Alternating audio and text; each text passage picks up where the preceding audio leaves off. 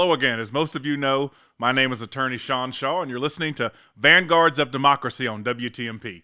If you're streaming the show on YouTube, don't forget to like this video and subscribe to our channel for new episodes every other week. Your support and feedback make all of this possible, and we thank you. On today's episode, we have two amazing guests in our studio. County Commissioner Pat Kemp was nice enough to carve some time out of her busy day to visit us here in Ybor City. So we'll be discussing Hillsborough County's redistricting process that's happening this year, what to look for and what to hope for. But first, I'll be here with retired police officer, longtime friend of the show, and my fraternity brother, Major Rocky Ratliff, who served diligently on Tampa's police force for 30 years. We'll take a look at the state of police and public relations in our community and what it would take to improve it right now. Thank you.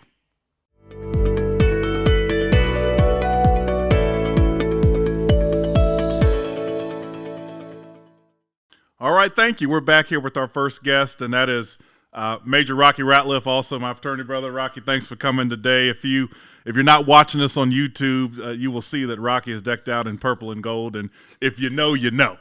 And so, Rocky, I appreciate that. I appreciate you taking the time to come in. I've wanted to have you on for a while, okay, because I wanted to talk about this subject, and you were a police officer for 30 years or somewhere around there, right? Yeah, that's correct. And so I just want to talk to you because we are in a place where relations between community and law enforcement, particularly the black community and law enforcement, is a bit tenuous. Right. And you are black, you are a former longtime police officer, so you have a unique perspective on this, and I just want to ask you about that a little bit. So okay. Now in your career, you, I know, have advocated for having police officers patrol the neighborhoods, not just to deter crime, but to make sure they have a relationship with those neighborhoods. So how do you think we can train officers to prioritize that connection with the community? Okay. Well, you have to come from the top down. That means from the chief, the staff, all the way down to the officers. Because you got to train the staff, the prospect of community policing and being out there in the community, boots on the ground, what I call it. What is community policing? Community policing, in a general term, is police and the community working together to help solve the problems in the community. Because we cannot, as a police officers, police cannot solve the problem without the community help. Right. Like in Tampa, it's 400,000 citizens in the city of Tampa. We only have 1,000 sworn officers in the city of Tampa. So we need their help to help, arrest and put the bad guy away. Well, I mean, you can't come in and determine what's going on in the community necessarily simply by investigation. Community's got to tell you that's a bad person, that's a good person, this is what happens, this is the normal course of business in the community. You've got to have that connection with the community. Right. You got to get out the cars and talk to people, not when you're on a call, but just talk to them, introduce yourself. My name is Officer Ratliff. How can I help you? You got to build that trust. And when you build that trust with the community and they see you every single day, guess what? When something happens, they're going to say, oh, I know Officer Ratliff, I'm going to call him. Where does the distrust come from that's there now? Well, the distrust, you can look at it from history. From the history, if you could go all the way back and all the way up to they don't think they have black community don't think they have a voice. Nobody listens to them. And with the trust with the police, you got to build that trust. Because if you just arresting, you go in their neighborhood only to arrest somebody, that's a problem too. So you got to be there, interact with them, talk to them, communicate, and they'll feel that you're on their side. Do you think maybe some of the current laws we have make it kind of constrain your ability to get along with the community and kind of put you in a box where you've got to do X, Y, Z versus having some discretion to deal with things as you see fit? Maybe you think the laws are too restrictive in that sense, or you think community policing just needs to happen more? The laws are not restrictive. The law is the law. It's how you go about doing it. So, yeah, we have to teach our officers to talk to people, about things, and they could de-escalate. They could, officers have a choice in certain minor offenses, whether they could take somebody to jail or not. But the last thing that we want to do, and we have to get forward to the officers, is arrest somebody. That's the last resort. If we could solve the problem without arresting, that's what we want to do. And that's community policing too. Let me ask you about kind of body cameras, because a lot of people from the outside looking in believe that one of the ways to restore some of that trust that may have been lost between the community and law enforcement is just transparency, whether that is looking at the disciplinary infractions of police officers. We're going to talk about that some, and why sometimes you can't do that legally. But I want to talk about body cameras. And what do you think about body cameras, 24-hour body cameras, the cost involved? Do you think body cameras are a good thing? Body cameras are a good thing. You know, that'll put everybody on notice that they're being recorded. The citizens will know that it's being viewed. So hopefully things don't get out of hand, you know, with officers or citizens. You know, everybody got cameras now. You know, the citizens got cameras, the cell phones, so cameras everywhere. So I think body camera is perfect for all law enforcement agencies. I think that every law enforcement agency should have it. One of the issues that happens is a police officer may have a disciplinary record in another jurisdiction that the jurisdiction where he or she is going to get a new job doesn't know about. Right. Because oftentimes the jurisdictions don't talk. Maybe their software doesn't talk. And I don't know if someone's got 5 dings on their records when I'm hiring them here. Right. And one of the proposals, I think federally, was to have a national database of disciplinary history or infractions or something, so you would know if an officer came and it put 7 people in the chokehold in L.A., if he came to Tampa, you would at least know about it and be able to deal with it. You think that's a good thing, or is that getting too deep in the weeds? No, that's a good thing, because when we used to hire officers throughout the country, you know, everybody wanted to come to Tampa Police Department. And we used to, you don't get the full information, but like, say, for instance, somebody from Detroit or Chicago and they had some past, we might hear things, but we don't get the full benefit of what exactly happened. So they'll come down and interview, and based on the interview, we could process what is what. So we need that database for you to keep track. These officers, bad officers come from other agencies, we want to know. We don't want to hire them in our agency. I think the public would be surprised to know that database doesn't exist. Right, it doesn't exist. It doesn't exist. I'm a lawyer. Okay. And if I do something bad and I have a disciplinary record in another jurisdiction and I'm a member of the bar, the Florida bar instantly knows about it, even if I don't report it, which I'm supposed to anyway. Right. If I go to join another bar in another state, they're going to know about my disciplinary history everywhere for the last 10 years at a minimum. Right. And I think people would be surprised to know that sometimes that doesn't exist. And that police officers sometimes can travel between jurisdictions. You don't know the full history. Right. It doesn't exist. Right now, it doesn't exist. If we want to find that information, we'll have to call that other agency and see, okay. And they may or may not tell you. Yeah, they may not tell you. Right. Because they ain't going to disclose everything. Right. So those are 2 things that I think are good ideas. It's the body cameras and the disciplinary database. I think that would restore some of the trust, in addition to just the community policing. You're right. The only time you're in the community is to arrest people. It's not going to go well when something pops off. Right. When there is an incident and tempers flare and you need calmer heads to prevail, and we have something that happens, in other parts of the country. If that relationship doesn't exist, for example, I'll never forget, I don't know what city it was, but the sheriff kneeled with his entire police force. I want to say it was somewhere around the George Floyd area. It was. And that wasn't just symbolic, right? That meant a lot to a lot of people, and it calmed a lot of stuff down. But he didn't have to do that. No. But someone that is rooted in the community, that knows how mad the community is, that knows how emotional the community is, understands that we need to show some solidarity in some respect, rather than to just say stiffly, we're going to enforce the laws, and anyone that may be caught rioting, we're going to arrest. That might be legally the right thing to say, but that is not the right way to approach these situations when something like George Floyd happens. And you need officers and leadership that understand the difference between the 2.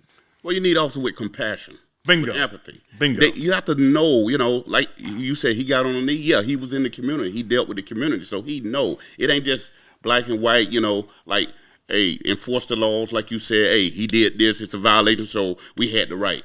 It ain't about that. It's about treating people the way you want to be treated. And you'd be amazed what the response. The people say you get more with honey than vinegar. Right. If I know some of the messages, not only here but other places, were kind of simply, we will not stand for rioting in this jurisdiction. And legally, fine, that's the right thing to say. But do you know why people are mad? Do you know why people are out? Do you understand the reason behind this? Right. Just simply saying we understand how George Floyd's situation happened. It was wrong. Those were bad apples. We would never permit something like that to happen here. And here with you, that is, we demand justice for the family of George Floyd. Just make sure that that justice doesn't turn into rioting and other things like that. And let's all make sure say something like that. Right. And that's empathy and compassion. But just to get up there and say, look, if you're rioting, we're going to arrest you. No, that's no empathy. That's just not the right thing. Black and white. They know verbatim the law, and this is what we do. We got to. And you wonder why you have a bad relationship with the community. Right. You got to build that relationship. Yeah. You got to talk to people like people. No, I agree. Right. Now I know you've seen public relations between the community and law enforcement go up and down. Would you agree we're probably in a low point right now in that relationship? Yes, we are in a low point. Do you think the media is making it worse, or do you think the incidents that we're seeing on cell phones and we're seeing now on videos are to blame, or a little of both? Well, to make it worse, the media they sells off things that negative, off the negativity, not the positive stuff. So if they see something, they're going to enlighten even more, investigate even more. So it's a twofold. The media, can you trust everything they say? Not necessarily. Are they going to do their job, or are they trying to get to it? Matter of fact, media is better investigators than law enforcement. Right. So the media and everything that's going on, it's hand in hand. No, I think I slightly agree with you. Yeah. I think the incidents we're seeing now, I kind of think, and you may disagree, have been happening, but you just got a cell phone now and they get around and people can see them a lot more. But to the point we've been trying to make, if you're not in the community and you don't have a relationship with the community, this stuff gets out of hand very quickly. Right. And the relationship between law enforcement and the public can break down very quickly if there's no trust there. Right. And so the minute something happens, we got problems on our hands. And here in Tampa, the media, I remember the media said, well, there were rubber bullets being shot at people. Police said no.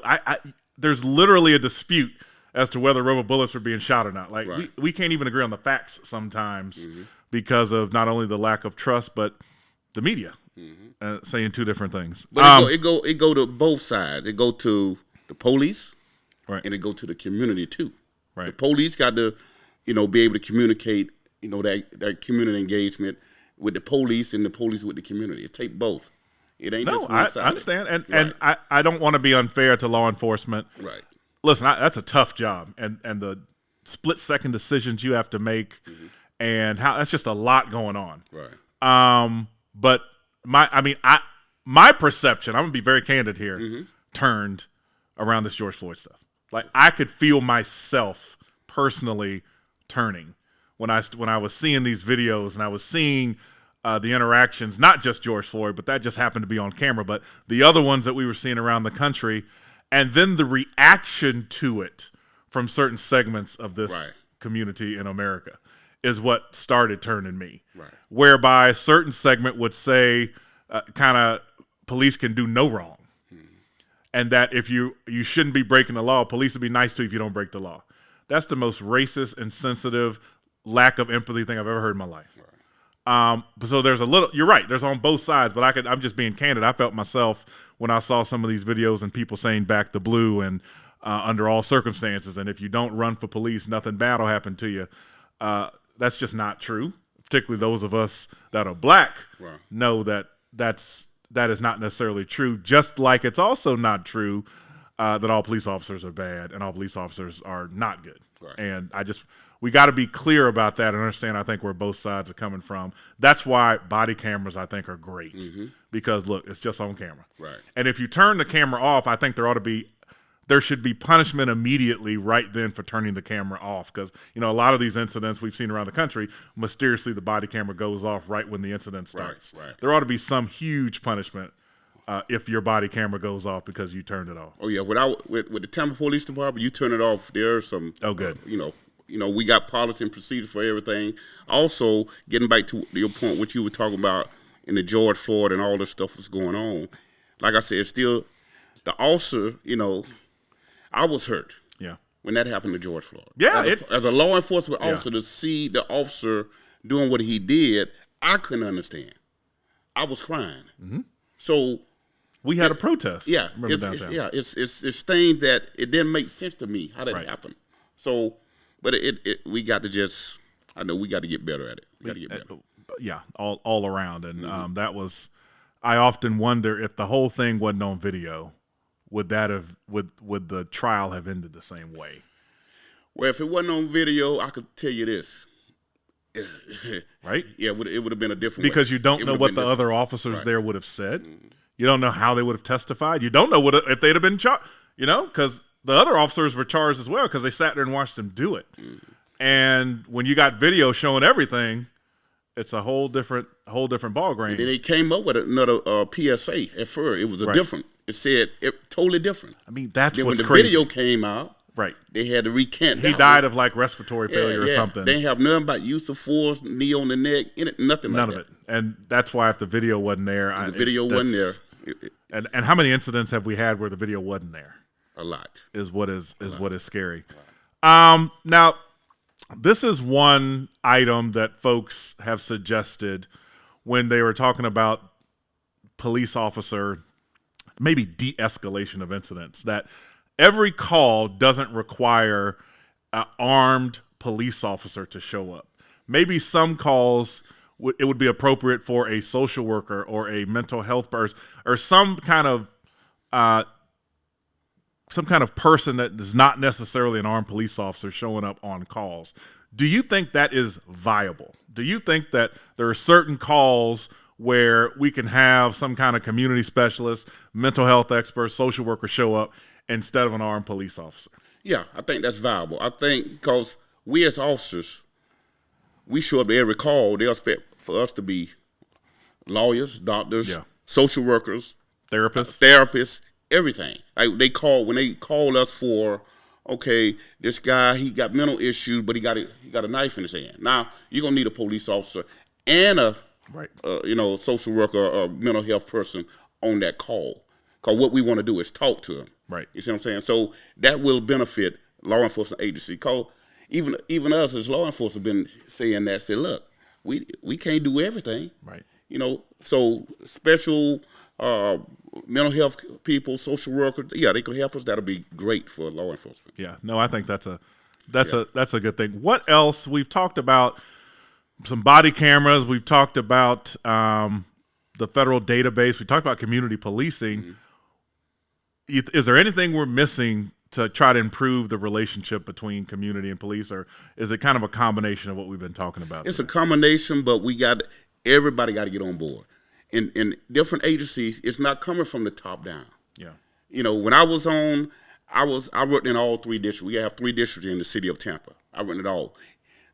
District 3 is the busiest district. You got Ybor City, you have East Tampa, and it's busiest, and we have a lot of high crime in District 3.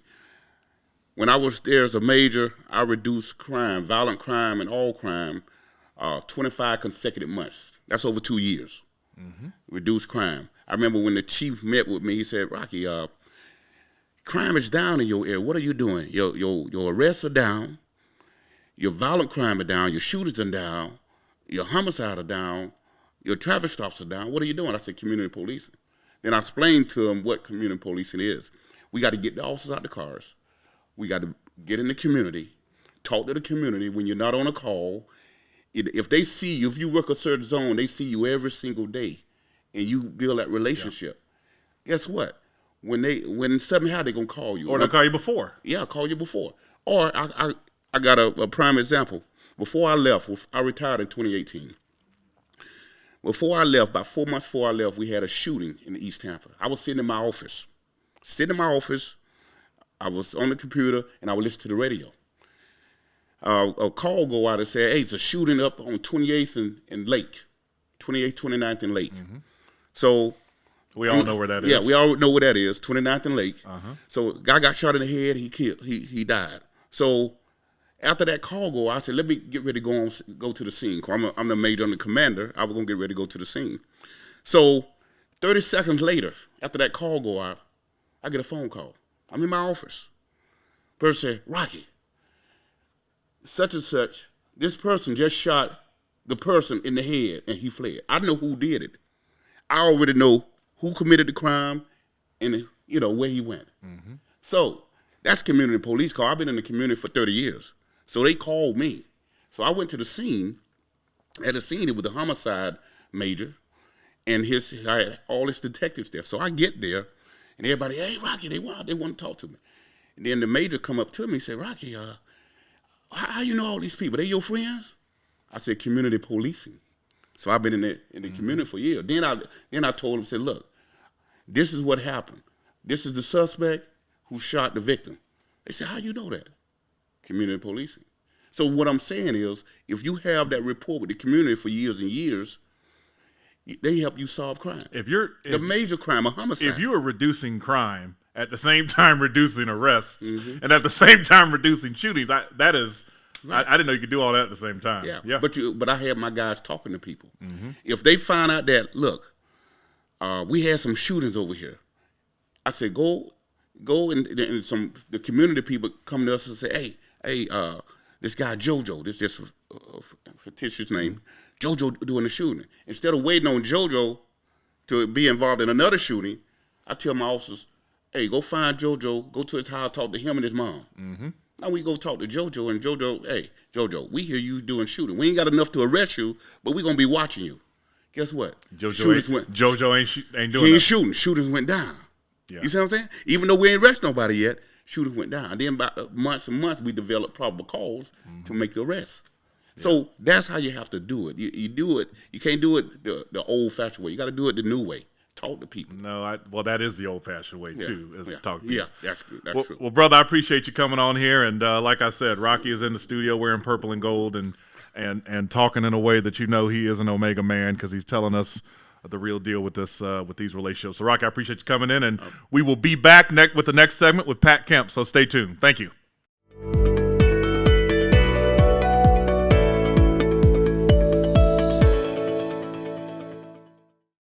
All right, here we are with our second guest, and we're honored to have the chair of the Hillsborough County Commission with us, Pat Kemp. Pat, thank you for coming in today. We appreciate it, and I'm happy to have you in the studio. Thank you. Well, I'm really happy to be here. Thank you.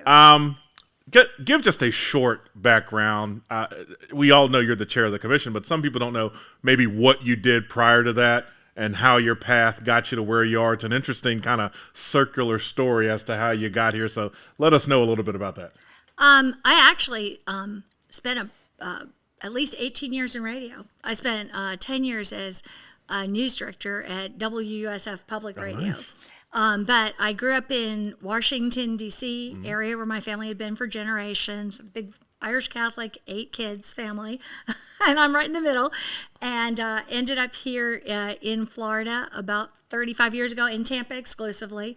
Pretty much have lived in the same neighborhood for all 35 years. Which Seminole Heights, right? Yeah. Mm-hmm. A way long time ago, when no one, I had it wasn't a cool place to be, not right? at all, and people said, what? Where did you move to? Isn't that dangerous? Right.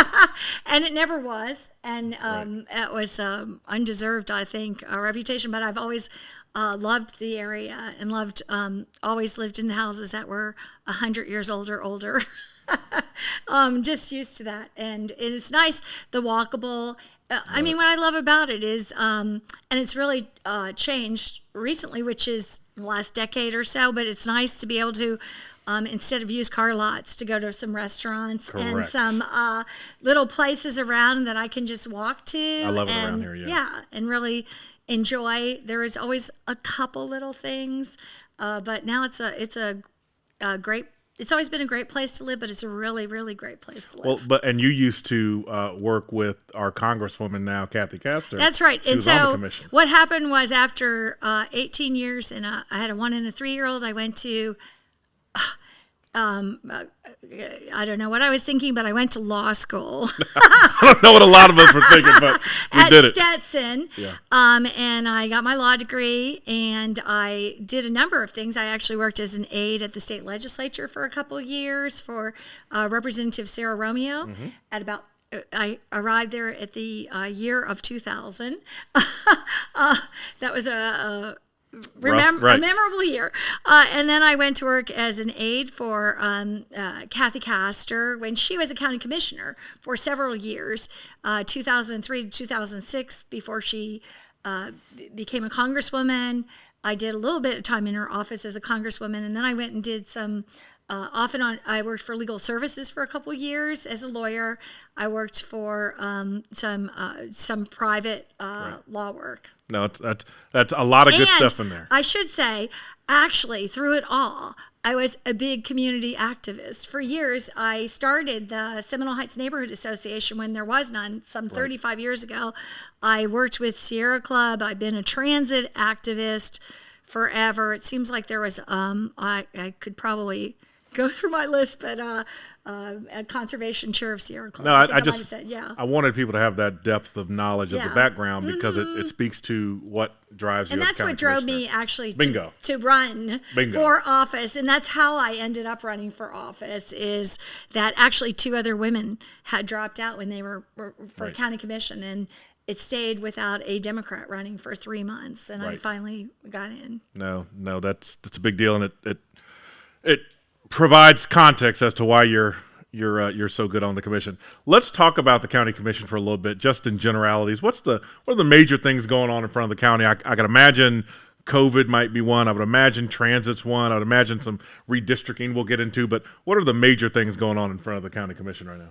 Well, I would say COVID. It's certainly been a huge topic, whether it's even kind of the money that has come down to us as well in terms of taking care of doing what we can about, now people suddenly finding themselves homeless, that there's no longer a moratorium On the rent, and so we've that I think has been a huge issue.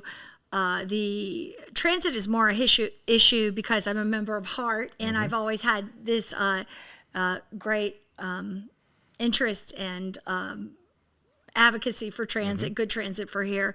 But I'd say on the commission, COVID and the kinds of budget issues that have come forward, we've also put we've had, and it came before COVID, a moratorium for some year and a half on what is Eastern Hillsborough County, in particular Waimama and Baum, big areas, over a huge standoff that was going on about how to redevelop them and what to allow. There were some very old rules in place, and we were going back and forth. Actually, we've had like 4 lawsuits with developers because this commission, I'm so proud of it.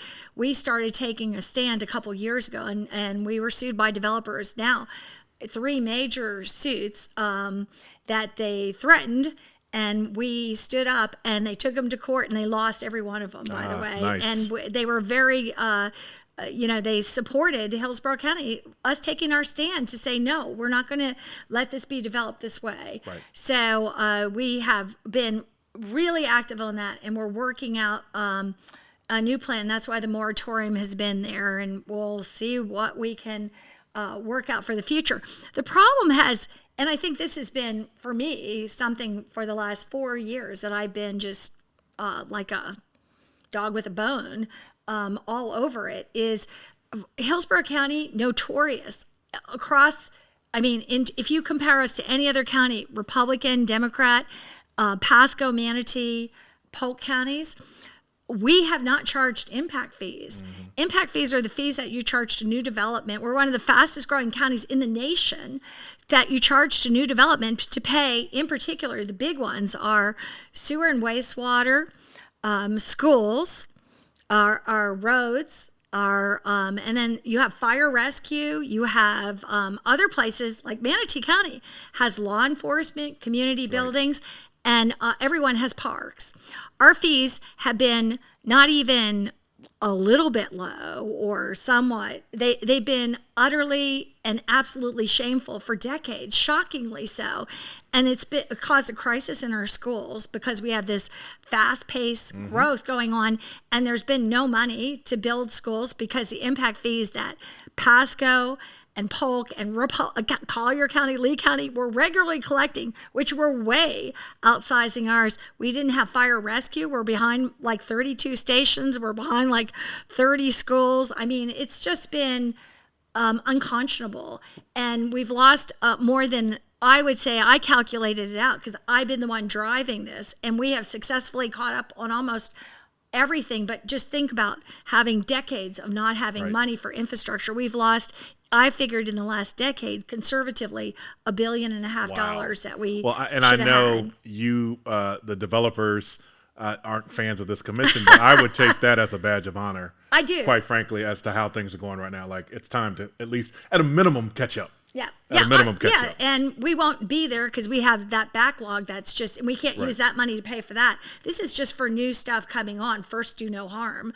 And we are so far behind, it makes me want to cry sometimes. And let's. I want to talk about COVID a little bit because we were talking prior to us getting on the air, and you were talking about that the county actually does have some mask mandates in place, and some ones that have been in place a while. Talk about those a little bit. Well, I've been proud of our county because we have been, at least in the surrounding counties, I think one of the most careful counties that there's been. And we've had regular support. One of the first ones in the area to institute a mask mandate and the kinds of rules that we did.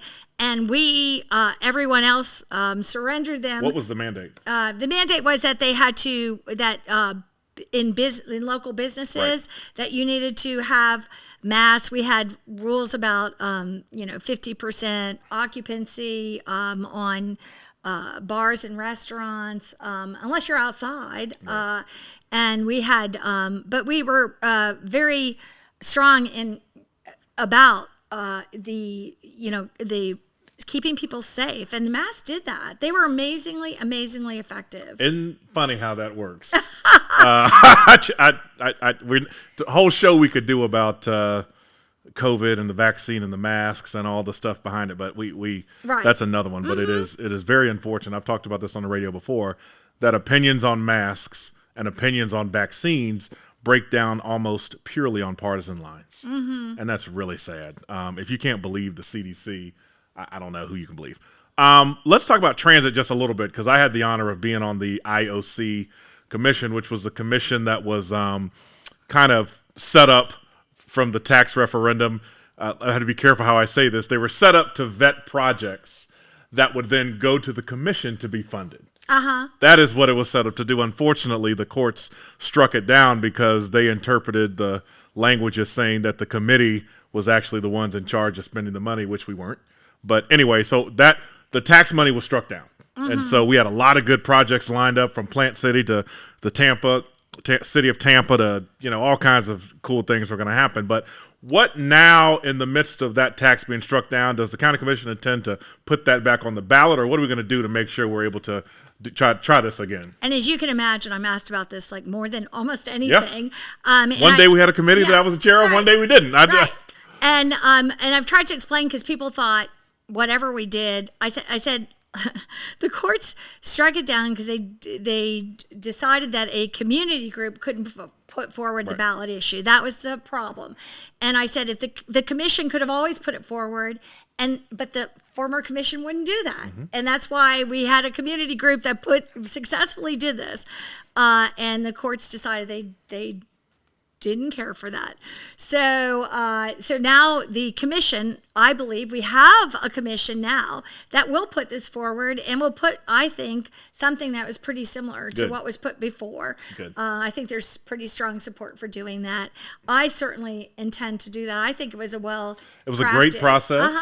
I was there, and I saw the work that went into the presentations. I saw the work that went into the consideration of the projects. We all became amateur transit engineers, but it was great. It was fascinating work, and it was just very unfortunate that it got struck down, but I'm glad to hear that we're on the up and up there.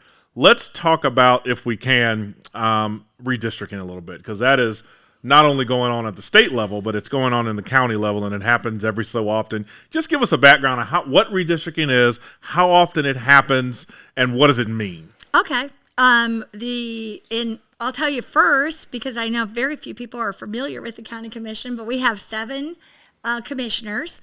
3 are at large. Myself and 2 others are at large commissioners. We represent the entire county and are voted on by the entire county. The rest of the county is divided, or the whole county is divided also and additionally into 4 other districts. And one district, District 3, that's for people listening that are familiar. It goes from East Tampa up to the university now. It goes out to Progress Village, out through Seminole Heights. I'm trying to just and it's Commissioner Gwen Myers. West Tampa, yeah. It's Commissioner Gwen Myers who represents it now. Right. And so then the other districts are put like District 2 is kind of up the north section of the county, just above the university and down to Thanona-Sassa near Plant City. District 4 is out to the east part of the county and the south part of the county. That's Commissioner White. Commissioner Hagan is on the District 2. And then District 1, ever since 2000 actually, turned into this very strange meandering district that went from, when I was an aide to Kathy Castor, it went from Linebaugh down south through through most of Town and Country, but not through West Tampa, cut a line through there, went across downtown, and then went down the coast, through a little skinny strip of land that no one lived on, to Gibsonton, Apollo Beach, and Ruskin. It was a strange meandering district that typically wouldn't be allowed. Commissioner Pat Frank at the time brought it forward in a very fast vote. And then that was added to, and they put it, they made it even more meandering in 2010. Redistricting is done every 10 years based on census. And it moved up to the Pasco County border. So it went to the Pasco County border and almost to the Manatee County border along the water, and then took it downtown Tampa. I'd say it was extremely nonsensical. So anyway, so we have those. Right now, the census has come in. We just got it. It was late this year. We got it in August. Usually comes in March. And the county commission, through charter, is charged with doing their own, drawing their own commission districts. Or we can have another process if we want to, but in our charter, that's what it directs that we do.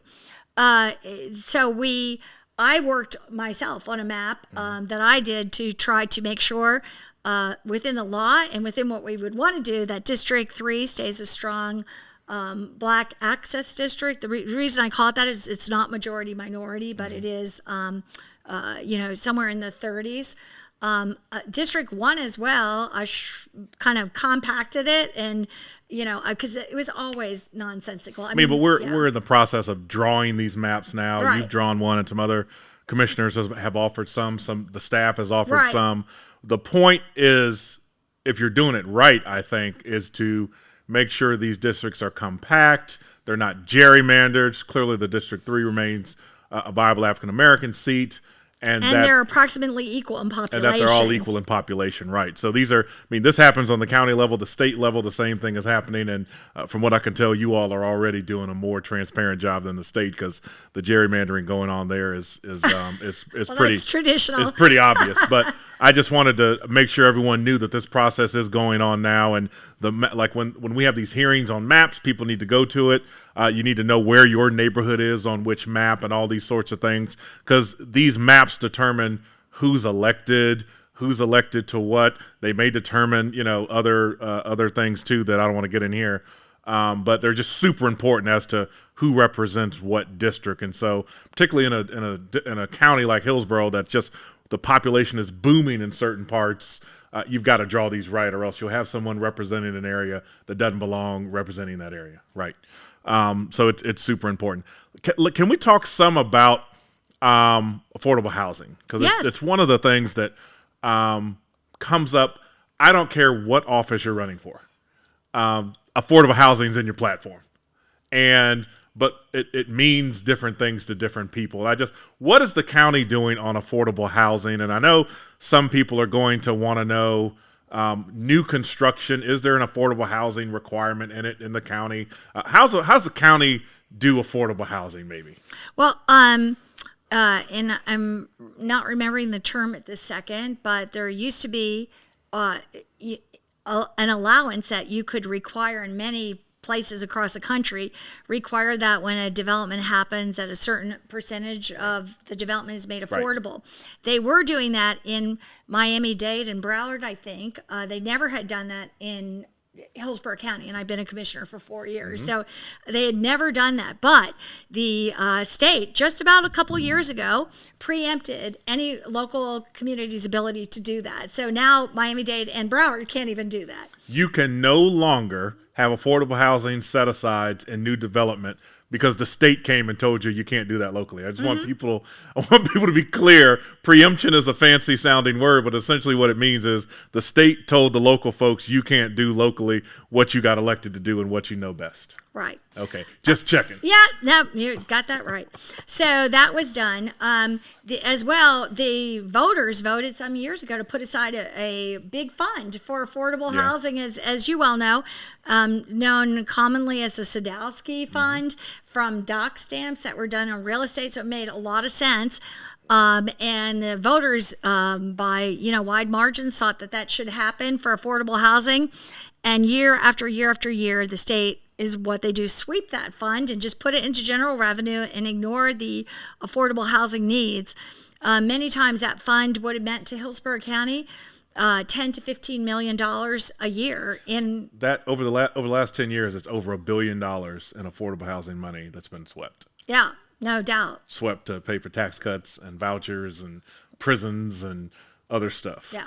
And I think 1 year I saw that we got $1 million out of 12 million or something, de minimis. It's one of the worst things that goes on. And I was really proud. I started this when I became a commissioner. It took a few years to get it. We had to have a different commission to make this happen. But we now, for the first time ever, set aside $10 million a year on our own as a commission to build affordable housing. So where and who gets it? Well, that's the thing. Each year we have RFPs where they make proposals and they decide. And they're, vetted by... These are huge developments or individual homes or what? It can be either, depending. Mostly because the need is so great that these are rental apartments.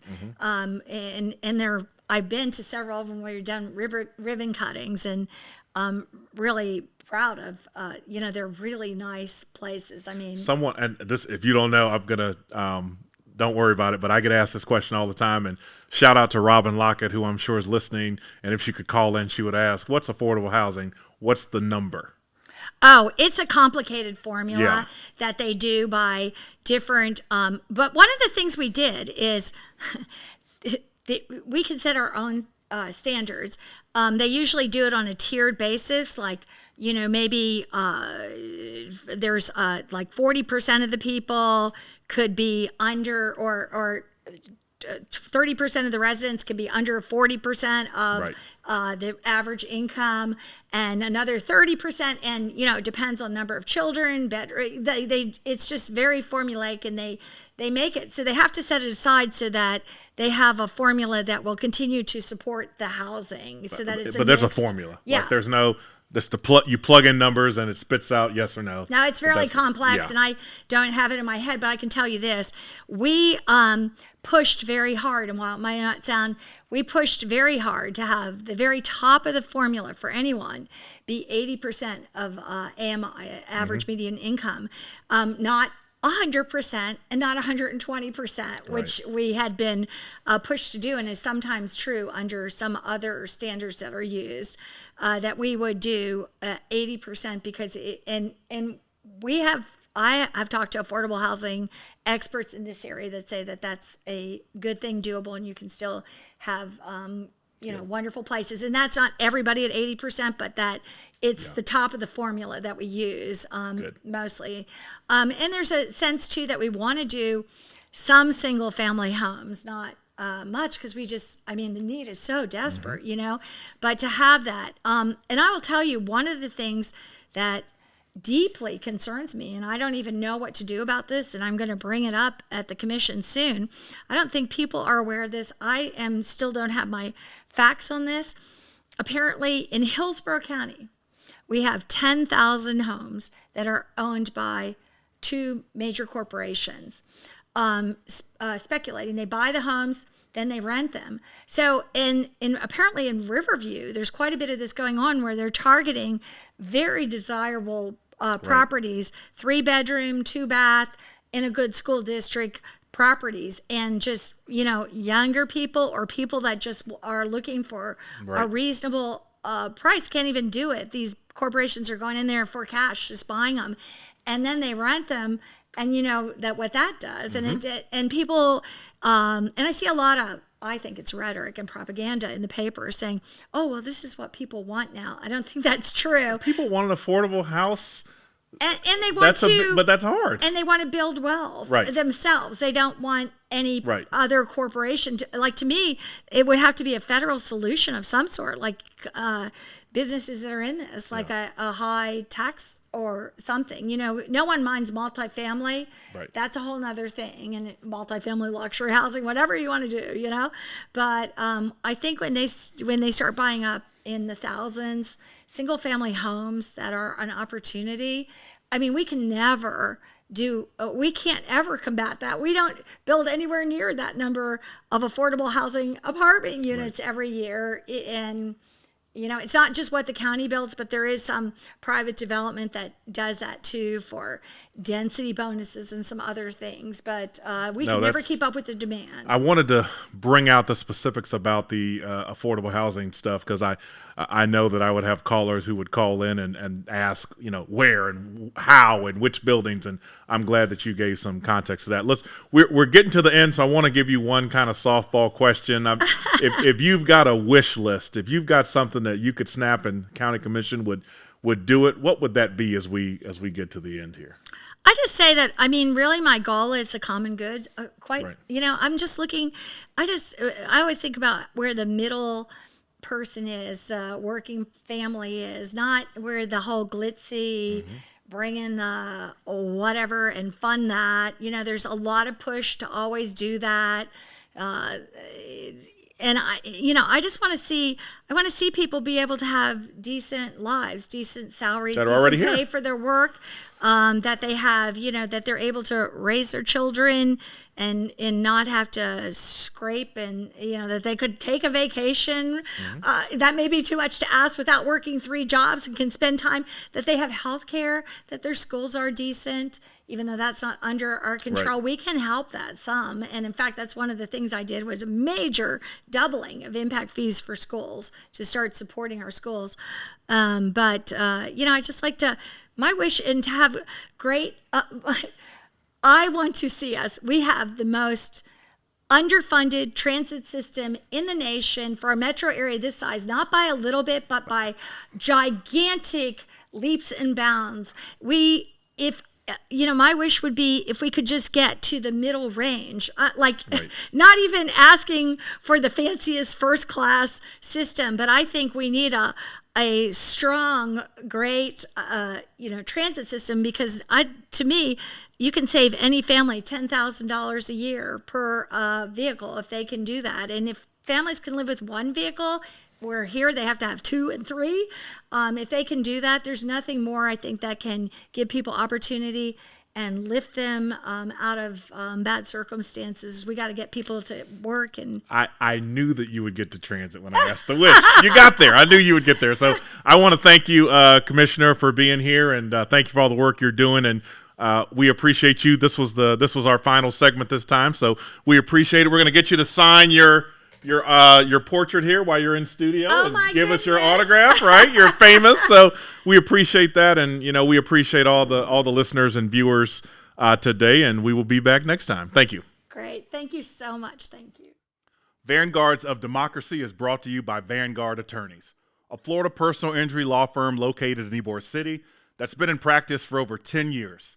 The Vanguard Attorneys team is led by myself, Senator Arthenia Joyner, Karina Perez Illich, and Sylvia Brett. If you've been injured and want to make sure you get the best recovery possible, call Vanguard Attorneys. Naturally, you never pay a dime unless you win, but you can get that from any attorney. What makes Vanguard different is our intense commitment to getting you justice and getting it fast.